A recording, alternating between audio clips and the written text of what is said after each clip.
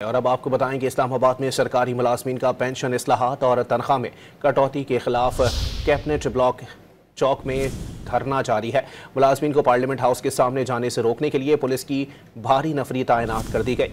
मजीद जानते हैं don news के नुमाइंदे शकील करार से। शकील, बताइएगा मुजाहिरीन के क्या मुतालिबात हैं?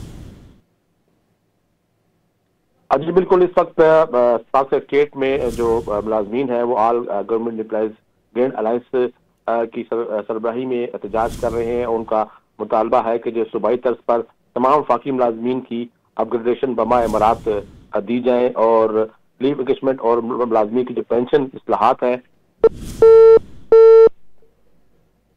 शकील करार से राब्ता मुनक़ता हो गया है, अपने नाजरीन को अपडेट कर रहे हैं इस हवाले से।